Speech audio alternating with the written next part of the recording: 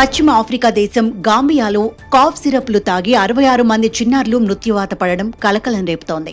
భారత్కు చెందిన ఓ pharma company తయారు చేసిన సిరప్లు తీసుకోవడం వల్లే మరణాలు సంభవించాయని ప్రపంచ ఆరోగ్య సంస్థ తెలిపింది.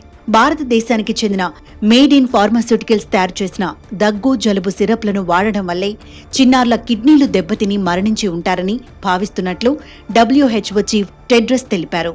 మేడ్ ఇన్ కంపెనీ తయారు చేస్తున్న promethazine oral solution, Kofexmalin baby cough syrup, Makoff baby cough syrup, Magrip and gold సిరప్లు పశ్చిమ ఆఫ్రికా దేశాల్లో సరఫరా చేశారని, ఆ మందులు వాడొద్దని WHO హెచ్చరించింది. ఈ మందులు తీసుకున్న చిన్నారుల్లో వాంతులు, డయేరియా, మూత్ర విసర్జనకు ఆటంకం, తలనొప్పి, ఇలా చివరికి కిడ్నీలు దెబ్బతిని ప్రాణం పోయిందని WHO భావిస్తోంది. ఈ వ్యవహారానికి సంబంధించి భారత్కు చెందిన మేడన్ కంపెనీతో పాటు ఆ దేశ ఔషధ నియంత్రణ మండలిపైన విచారణ చేపట్టనున్నట్టు తెలిపింది. ఈ సిరప్లలో ఆమోదయోగ్యం కాని రీతిలో డైథెలిన్ గ్లైకాల్, ఇథిలిన్ గ్లైకాల్ కలిపినట్టు తేలింది. ఇది ప్రాణాంతకమని, వీటిని వాడొద్దని WHO స్పష్టం చేసింది.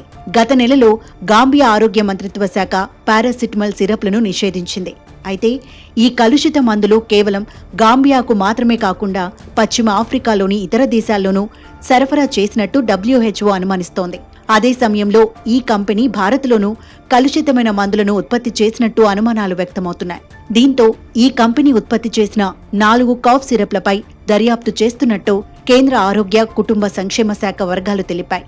అయితే ఈ మందులు కేవలం గాంబియాకు మాత్రమే ఎగుమతి చేసినట్టు తెలుస్తోంది.